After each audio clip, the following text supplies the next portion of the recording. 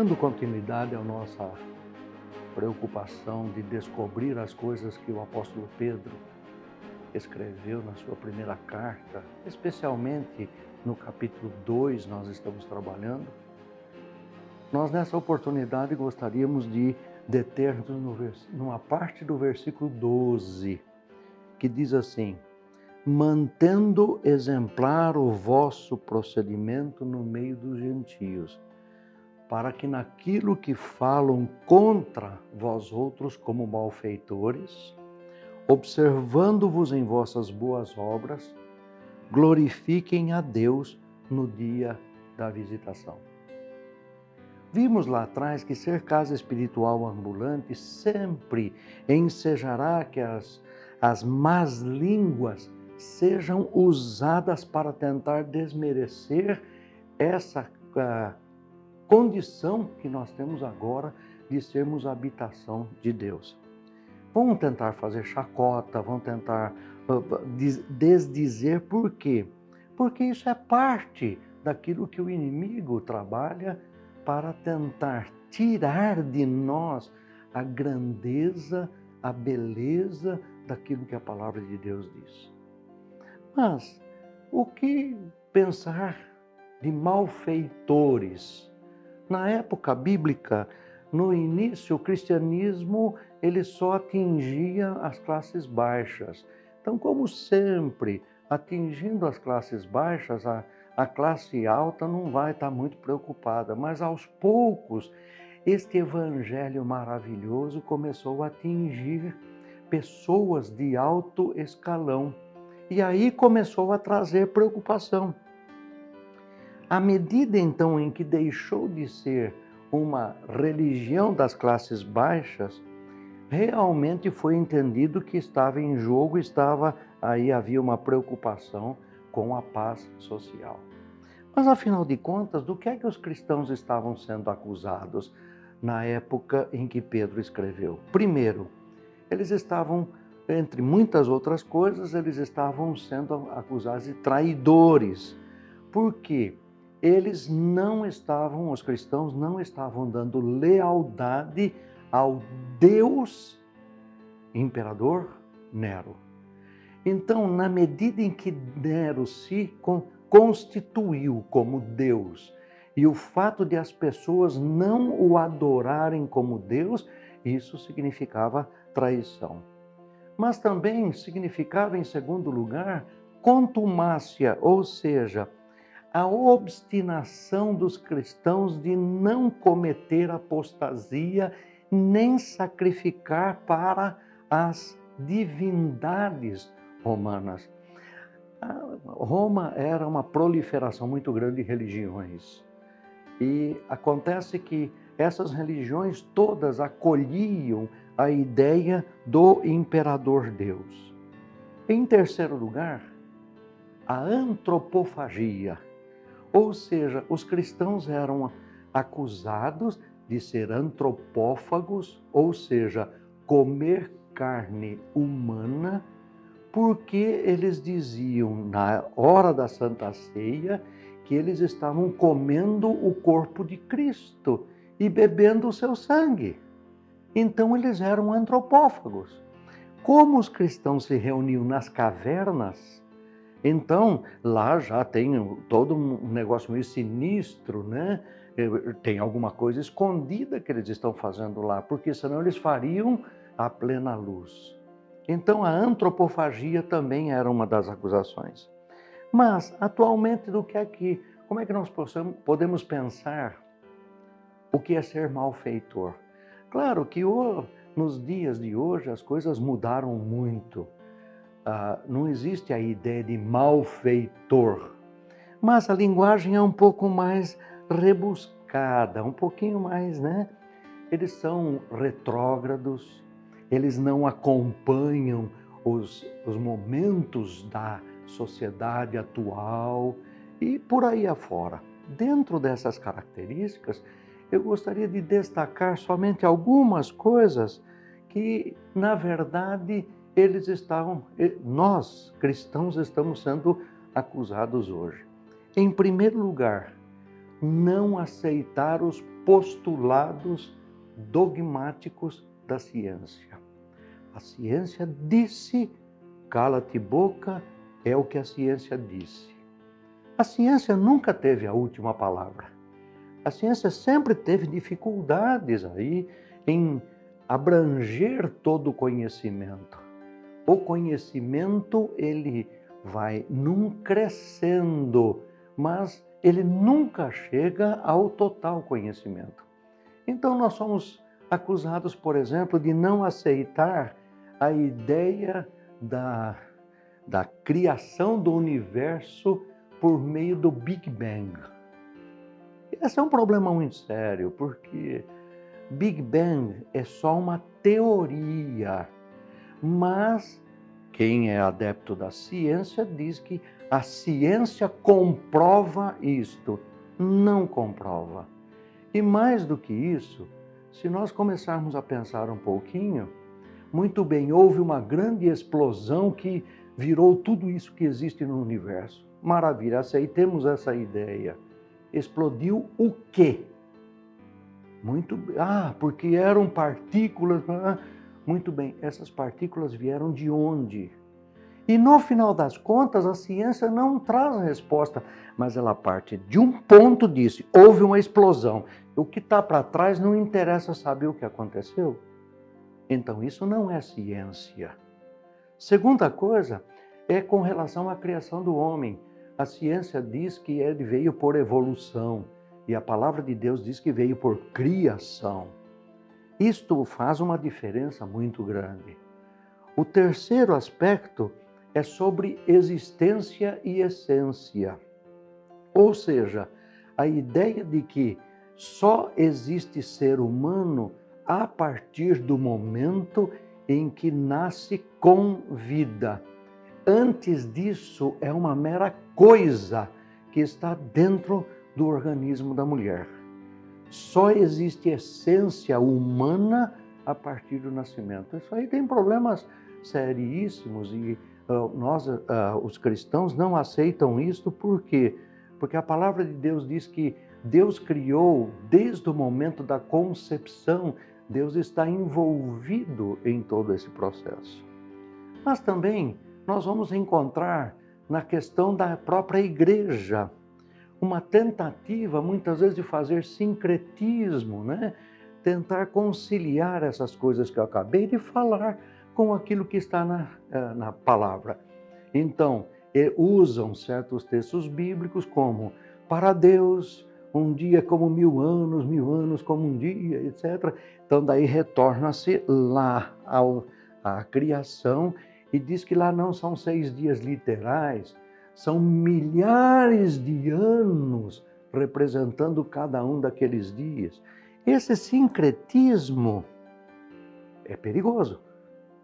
E nos chama a atenção o Evangelho de Marcos, num outro aspecto, porque está falando a respeito de Jesus Cristo.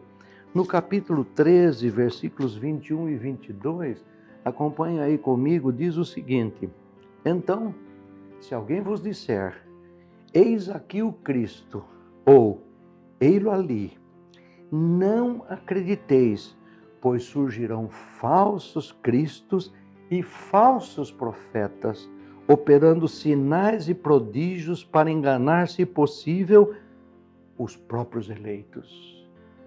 E este é um alerta para nós estarmos atentos a essas coisas. Mas nós também temos a questão das escolas, né? Que as escolas, elas querem determinar aquilo que o aluno pode ou não pode aprender. Não existe mais uma liberdade de ensino. Mas nós encontramos em Provérbios, no capítulo 4, versículo 13, nós vamos encontrar as seguintes palavras: retenha a instrução e não alargues, guarda-a porque é a tua vida. Instrução é diferente de informação. Instrução é formativa. Informação é acúmulo somente. Quando nós estamos trabalhando com a ideia de instrução, nós estamos trabalhando a ideia de formação da pessoa, do caráter, daquilo que ela, como ser humano, ela deve e espera se seja. Qual é o propósito dela como ser humano?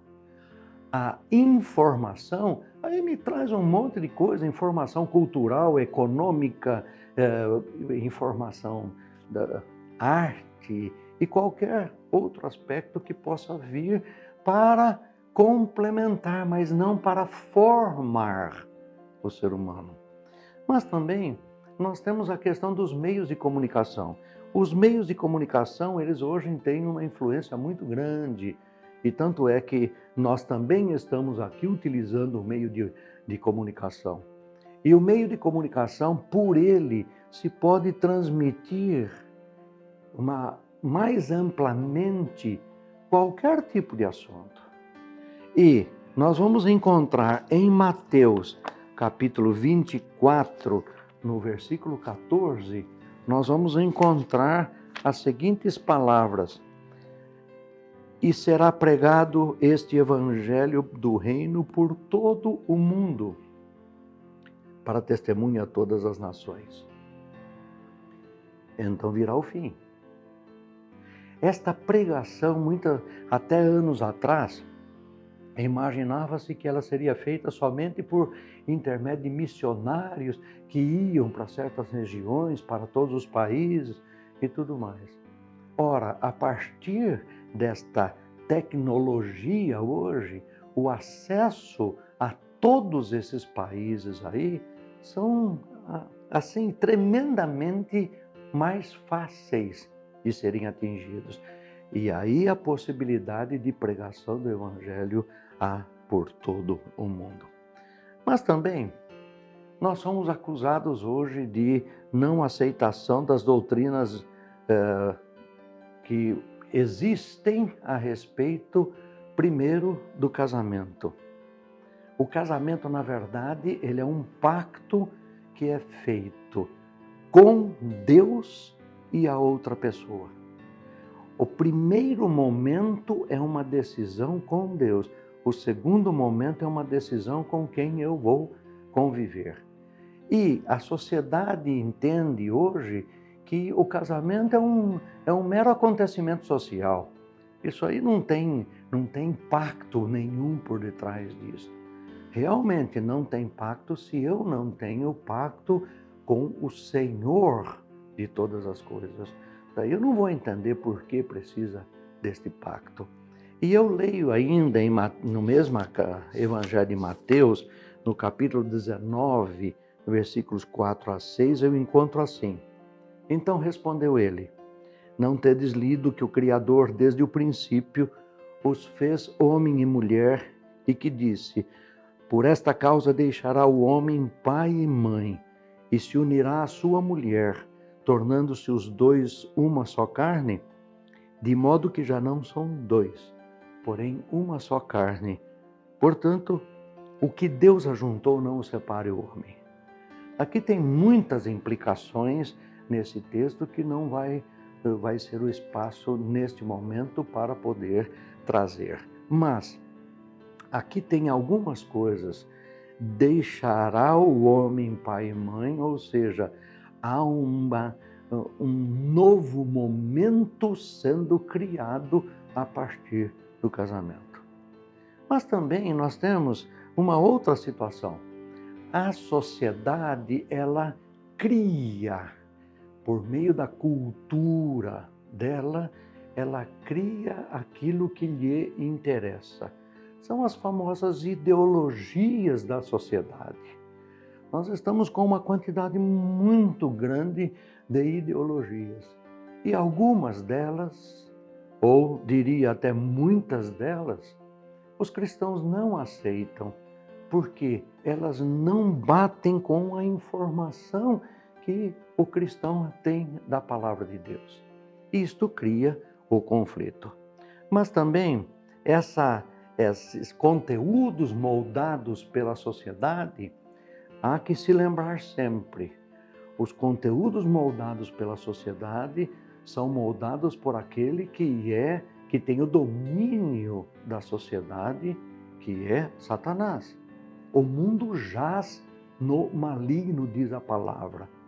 Então, o que acontece? Dentro desse aspecto, nós precisamos tomar cuidado para que esses conteúdos ideológicos, no final das contas, não venham interferir na nossa vida enquanto cristãos. Mas o último aspecto que eu gostaria ainda de considerar aqui é que os cristãos têm a salvação somente e unicamente por meio de Jesus Cristo. Isto também é um negócio que deixa o ser humano assim desconfortável. Porque o que eu posso fazer? Eu preciso construir, porque nesta visão ideológica, o ser humano é que está no centro de todas as coisas. Quando a Bíblia diz que quem está no centro de todas as coisas é Deus.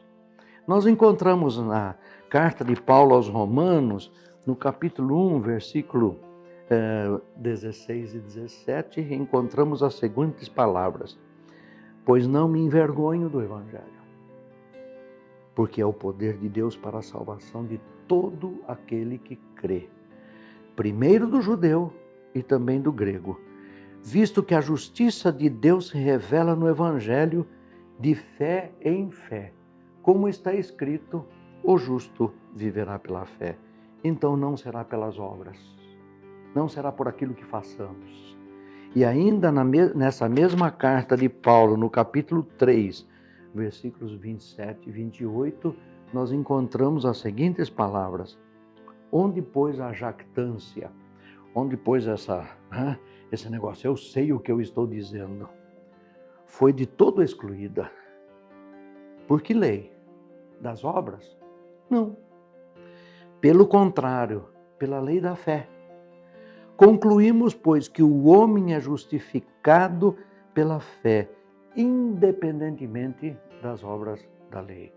Não é aquilo que eu faço que ganha diante de Deus a condição necessária para poder estar em íntima comunhão com Ele, mas é aquilo que especificamente crendo em Cristo como único e suficiente Salvador.